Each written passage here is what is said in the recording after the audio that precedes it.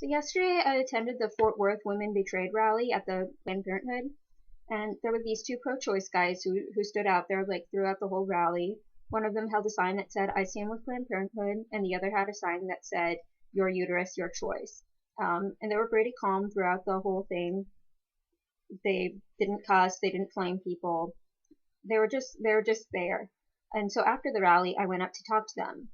When I approached them, there were these women standing about a foot behind them, and they were just all in a circle praying, which isn't necessarily a bad thing. But I know if I were in those guys' position and someone was doing that like right where I could hear them, I would feel like they think I'm a bad person.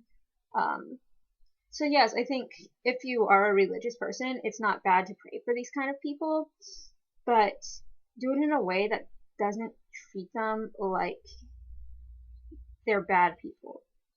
Because as misguided as the pro-choice views are, these are still people who have a lot of empathy and compassion towards pregnant women who believe that their rights to control their bodies should be protected, and they believe that you have to choose between being compassionate to the woman or to the baby. They misguidedly believe you can't be compassionate towards both the woman and her child. That doesn't make them bad people.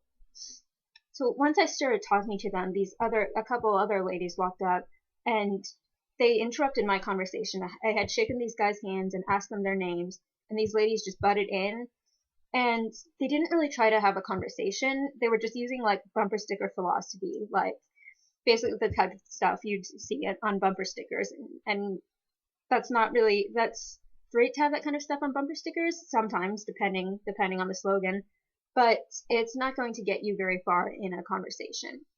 So they were just repeatedly saying stuff like, "Aren't you glad your mother didn't abort you?" or "Thank God your mother didn't abort you," and things like that.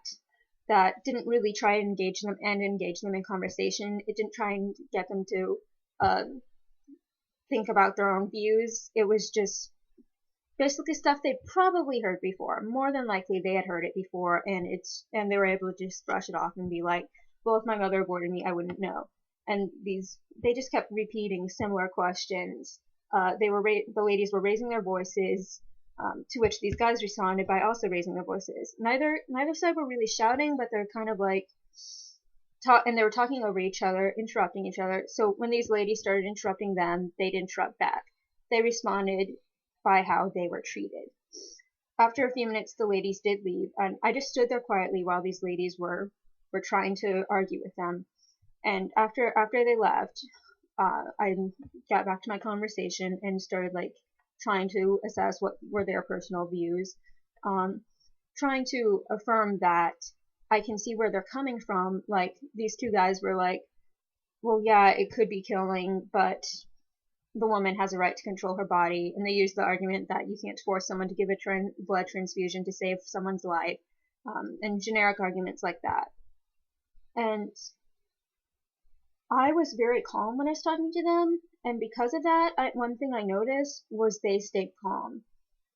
I didn't interrupt them, and in response, they didn't interrupt me.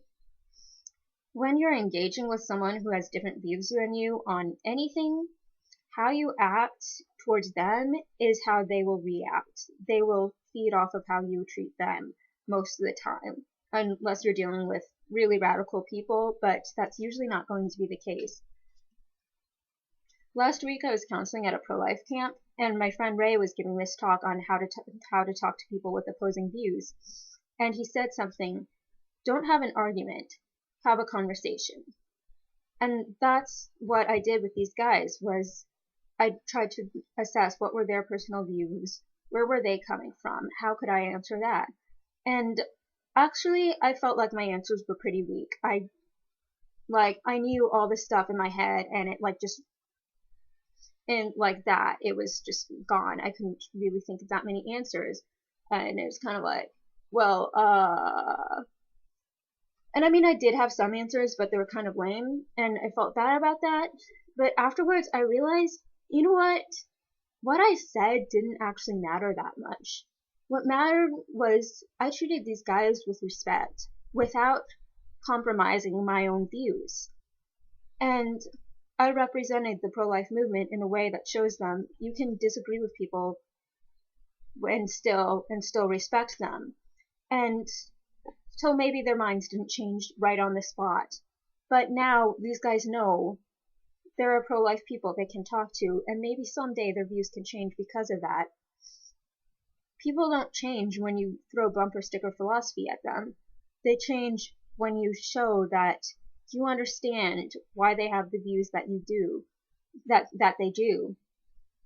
They change when they see that you respect them as much as you disagree with them. You don't have to compromise your beliefs to respect someone as a human being.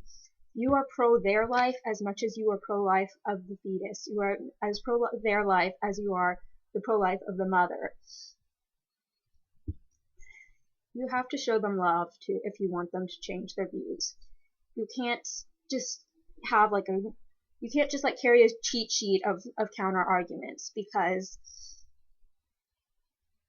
they are not arguments to be won. They are people. They are souls who, yes, their views are misguided, but they are still human beings who need love. They need people who can empathize while disagreeing with them. When they feel that empathy, their views may eventually change. They can start understanding different points of views. But that being said, sometimes, yes, it is important to have good answers when people ask you questions, but your demeanor can make a huge difference. Those guys showed me respect. At the end of the conversation, I thanked them for being peaceful, and they didn't really have anything to say to that. They're just like, oh yeah. But they appreciated, I could tell by the way they were standing, the way they were speaking to me, they appreciated that I was respecting them, and in return they respected me back. Respect takes you a long way, and people can respond to that. And I'm going all over the place, and I feel like I'm repeating myself, but yeah, that being said, don't go out, if you're going to talk to someone who disagrees with them, don't view them as a debate that you have to tell you every question. You're not trying to beat them. You're not going to try and have more answers than they do. You're not trying to outsmart them. You're trying to reach them with love, and that's really the most important thing.